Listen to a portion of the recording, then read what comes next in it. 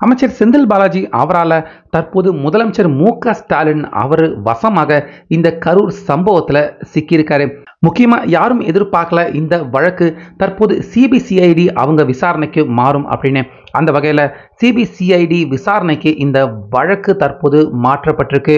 So இது எல்லாமே இவ்வளவு சீக்கிரமாக எப்படிடா நடந்துச்சு அப்படின்னு இந்த வீடியோ பார்க்குற உங்கள் எல்லாருக்குமே தோணலாம். வேற யாராலையுமே இல்லை, தேவையில்லாம ஒரு மீட்டிங் பிரஸ் கான்ஃபரன்ஸ் போட்டு செந்தில் பாலாஜி அவர் வாயாலேயே உலர்ன ஒரு சில விஷயங்கள், ஒரு சில செயல்கள், அது எல்லாம் தான் தற்போது திமுக அவங்க பக்கம் இந்த சம்பவத்துக்கு பின்னாடி திமுகவினர்கள் அவங்க இருக்காங்க அப்படின்னு இந்த வழக்கின் மொத்த சந்தேகமும் திமுகவினர்கள் அவங்க பக்கம் திரும்புற மாதிரியான ஒரு விஷயத்த செந்தில் பாலாஜி அவருக்கே தெரியாம 2 தினத்துக்கு முன்னாடி அவர் கொடுத்த பிரஸ் கான்ஃபரன்ஸ் இந்த விஷயத்துல முதலமைச்சர் மு.க.ஸ்டாலின் அவரும் இருக்காரு அப்படிங்கிறது ஆதாரப்பூர்வமா மக்கள் எல்லாருமே உணர்ற மாதிரியான சம்பவம் தற்போது நடந்திருக்கு. ஸோ அது எல்லாமே என்னென்ன அப்படின்னு டீட்டெயிலாக இந்த வீடியோவில் இப்போ பார்த்துடலாம். வீடியோவுக்கு நீங்கள் ஒரு லைக் மட்டும் கொடுத்துருங்க. அதாவது இந்த கரூர் சம்பவம் நடந்து கரெக்டாக இன்னும் ஒரு வாரம் கூட ஆகலை. ஆனால் அதுக்குள்ளேயே ஒவ்வொரு நாளும் யாரும் எதிர்பார்க்காத அடுத்தடுத்த திடுக்கிடும் திருப்பங்கள் இந்த கரூர் சம்பவத்தில் என்னமோ பார்த்தீங்கன்னா ஒவ்வொரு நாளும் எதிர்பார்க்காத சம்பவங்கள் நடந்துக்கிட்டே தான் இருக்குது. ஸோ அந்த வகையில் இன்னைக்கு வெளியாகிருக்க முக்கியமான விஷயம் என்ன அப்படின்னு பார்த்தீங்கன்னா, இந்த கரூர் சம்பவம் 41 பேர் இந்த உலகத்தை விட்டு நிரந்தரமாக போயிருக்காங்க. இந்த விஷயத்துல சிபிசிஐடி அவங்க உறுதியாக உள்ள வர இருக்காங்க அப்படின்னு தற்போது இன்னைக்கு இந்த அதிகாரப்பூர்வமான தகவல் வெளியாகியிருக்கு. அப்படின்னா இந்த விஷயம் நம்ம தமிழ்நாட்டு முதலமைச்சர் ஒரு ஓய்வு பெற்ற நீதிபதி விசாரணை கமிஷன் வச்சு நடத்திக்கிட்டு இருக்காங்களே, அது என்ன அப்படின்னு கண்டிப்பாக நம்ம எல்லாருக்குமே தோணலாம். ஸோ அது வேற, நம்ம தமிழக அரசு அவங்க நடத்துகிற விசாரணை வேற. ஆனால் இப்போ டெல்லியில் இருந்து ஒரு அதிரடி குழு அவங்க தமிழ்நாட்டில் வந்து இறங்கியிருக்காங்க. இறங்கின கையோட அண்ணாமலை அவர் முன்னிலையில் கடந்த 2-3 தினத்துக்கு முன்னாடி தான் பாதிக்கப்பட்ட மக்கள் அவங்க எல்லாருமே இருக்கிற அந்த இடத்துக்கு கிட்டத்தட்ட டெல்லியில் இருந்து வந்த அமைச்சர்கள் சம்மந்தப்பட்டவங்க எல்லாருமே அந்த இடத்துக்கு போய் நடந்த சம்பவம் எல்லாத்தையுமே நேரடியாக மக்கள் அவங்க கிட்ட கேட்டு விசாரணைய பாஜகவினர்கள் கடந்த 2-3 தினத்துக்கு முன்னாடியே அவங்க துவங்கிட்டாங்க.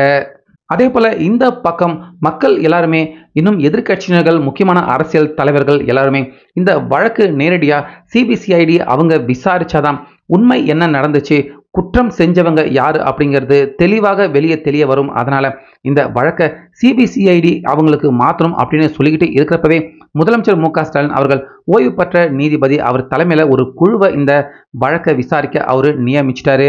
ஸோ இந்த நேரத்தில் தான் பார்த்தீங்கன்னா செந்தில் பாலாஜி அவர்கள் அடுத்து முக்கியமாக திமுகவினர்களும் இந்த விஷயத்தில் சம்மந்தப்பட்டிருப்பாங்களோ அப்படின்னு பொதுவாக நிறைய கருத்துக்கள் வெளியே வந்துகிட்டு இருந்ததை தொடர்ந்து செந்தில் பாலாஜி அவர் பதட்டம் அடைஞ்சிருப்பார் போல இருக்கு. அதனால தான் கடந்த 2 தினத்துக்கு முன்னாடி அவசரமாக ஒரு பிரஸ் கான்ஃபரன்ஸ் ஏற்படுத்தி விஜய் அவருக்கு எதிராக இருக்கிற அவங்க தரப்பு ஆதாரம், அவங்களுக்கு இருக்கிற சந்தேகம் எல்லாத்தையுமே விஜய் அவர் முன்னாடி முன்வைக்கிற மாதிரி சரம் மாதிரியான கேள்விகளை விஜய் அவருக்கு எதிராக எழுப்பியிருந்தாங்க. ஸோ பிரஸ் கான்ஃபரன்ஸ் போட்டு செந்தில் பாலாஜி அவர் கேட்ட கேள்விதான் தற்போது இந்த விஷயத்துக்கு உள்ள முதலமைச்சர் அவருக்கும் சம்பந்தம் இருக்குமோ அப்படின்னு செந்தில் பாலாஜி அவருடைய அந்த பிரஸ் கான்ஃபரன்ஸை தற்போது எங்க அப்பன் குதிரைக்குள்ளே இல்லை அப்படின்னு காட்டி கொடுக்கும் விதமாக, அதாவது முதலமைச்சர் அவரே இந்த விஷயத்துல சிக்கிற மாதிரியான செயலை தற்போது செந்தில் பாலாஜி அவர் செஞ்சு வச்சிருக்காரு. ஸோ அதுதான் தற்போது இந்த வழக்கு சிபிசிஐடி அவங்களுக்கு கைவசமும் அதே போல உச்ச நீதிமன்றத்துக்கு இந்த வழக்கு விசாரணை போறதுக்கான வாய்ப்பையும் தற்போது உருவாகியிருக்கு. ஸோ அப்படி செந்தில் பாலாஜி அவர் என்ன செஞ்சு வச்சிருக்காரு அப்படின்னு பார்த்தீங்கன்னா, அந்த பிரஸ் கான்ஃபரன்ஸ்ல அதாவது செந்தில் பாலாஜி அவர் விஜய்க்கு எதிராக கேட்டிருந்த எந்த ஒரு கேள்வியுமே மக்களுக்கு எதிராக தாக்கம் ஏற்படுத்தவே இல்லை. அதுக்கு நேர்மாறாக செந்தில் பாலாஜி அவர் மேலேயும் திமுகவினர்கள் அவங்க மேலேயும் தான் சந்தேகத்தை எழுப்பியிருக்கு. செந்தில் பாலாஜி விஜய் அவருக்கு எதிராக கேட்ட அந்த கேள்வி, இதில் முக்கியமாக பார்த்தீங்கன்னா விஜய் அவர்கள் 500 மீட்டர் தூரத்திலேயே அவர் அந்த பேச்சை ஆரம்பிச்சிருக்க வேண்டியதானே அப்படின்னு காவல்துறையினர்கள் வலியுறுத்தினதாக சொல்கிறாரு. ஸோ இதுக்கு உடனே பார்த்தீங்கன்னா அவர் சொன்ன கையோடைய பதில் வெளியே வர ஆரம்பிச்சிருச்சு. காவல்துறையினர்கள் அவங்க தானே பாதுகாப்பு கொடுக்குறாங்க, அப்படின்னா விஜய் அவருக்கு காவல்துறையினர்கள் அவங்க கட்டளை இட வேண்டியதானே, நீங்கள் இங்கே தான் நின்று பேசணும் அப்படின்னு சொல்ல வேண்டியதானே, ஏன் காவல்துறையினர்கள் அவங்க அதை சொல்லலை அப்படின்னு அப்பவே செந்தில் பாலாஜி பேசி முடிச்ச அடுத்த 1 மணி நேரத்திலே இந்த கேள்வி அவங்களுக்கு எதிராக எழ ஆரம்பிச்சிடுச்சு. அது மட்டும் இல்லாமல் தண்ணி செருப்புங்க தான் எல்லா இடத்துலையுமே கிடக்கு, தண்ணி பாட்டில் ஒன்றாவது கடந்துச்சா அப்படின்னு செந்தில் பாலாஜி நியாயமான கேள்வி தான் அவர் கேட்டார். ஸோ இதை கேட்குறப்ப இது உண்மை அப்படின்னு தான் நம்ம எல்லாருக்குமே ஒரு நொடி யோசிக்க தோணுச்சு. ஆனா செந்தில் பாலாஜி எப்ப அவர் இந்த கேள்வியை எழுப்பினாரோ அடுத்த ஒரு மணி நேரத்திலேயே தாவக தொண்டர்கள் இந்த கூட்டத்துக்கு உள்ள அவங்க வந்தவங்க எல்லாருக்குமே எப்படி தண்ணி பாட்டில்களை குடிக்கிறதுக்கு எடுத்து எடுத்து அவங்க தண்ணியா இறைச்சிருக்காங்க அப்படிங்கிற அந்த புகைப்படமும் வீடியோவும் அடுத்த ஒரு மணி நேரத்திலேயே விஜய் அவருடைய அந்த கூட்டத்தில் தாவக தொண்டர்கள் வந்தவங்க எல்லாருக்குமே தண்ணி பாட்டில் கொடுத்துருக்காங்க அப்படிங்கிற அந்த வீடியோ ஆதாரமும் தற்போது வெளியாகி இருக்கு. ஸோ இதை பார்க்குறப்ப செந்தில் பாலாஜி இந்த விஷயத்திலையும் அவர் போய் தான் சொல்லியிருக்காரு அப்படிங்கிறது நிரூபணம் ஆகியிருக்கு.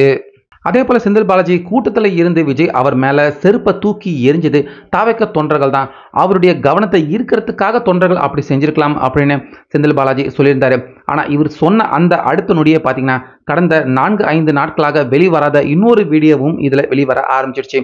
அங்க ஃப்ரீயா நின்றுகிட்டு ஒரு சாவகாசமா ஒரு குண்டர் மாதிரி நின்றுகிட்டு இருக்க ஒரு நபர் காலில் இருந்து செருப்பை கழட்டி விஜய் அவர் மேல வீசுறாரு.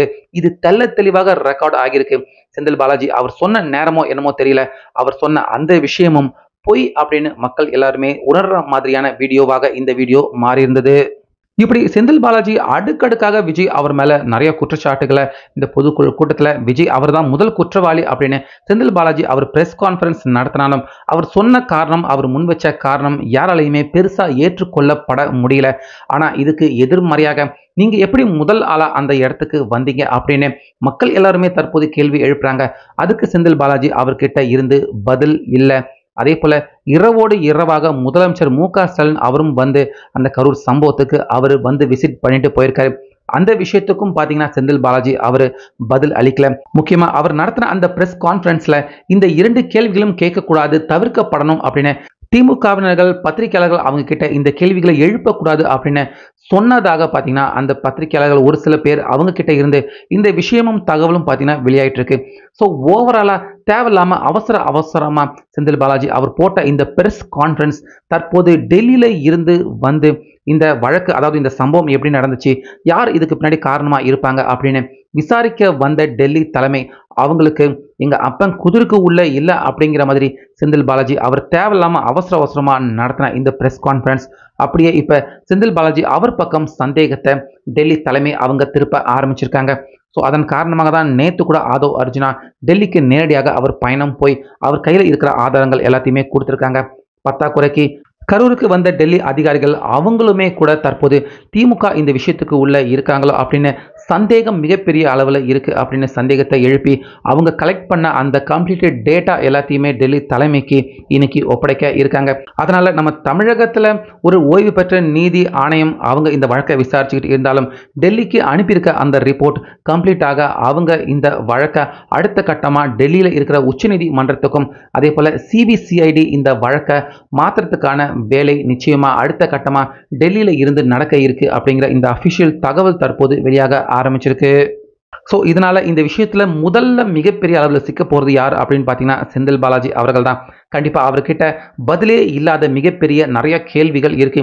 அது எல்லாத்துக்குமே அவர் சரியான பதில் அளிக்கல அப்படின்னா நிச்சயமா செந்தில் பாலாஜி இந்த வழக்கில் மிகப்பெரிய அளவில் அவர் சிக்கிறதுக்கான வாய்ப்பு இருக்கு. அதே போல செந்தில் பாலாஜி அவருக்கு துணையாக இரவோடு இரவாக எப்படி முதலமைச்சர் மு க ஸ்டாலின் அவர் வந்தாரு அப்படிங்கிற சந்தேகமும் எழ ஆரம்பிச்சிருக்கு. ஏன்னா நம்ம தமிழகத்துல கள்ளச்சாராயம் குடிச்சு நிறைய பேர் அவங்க உலக விட்டே போனாங்க.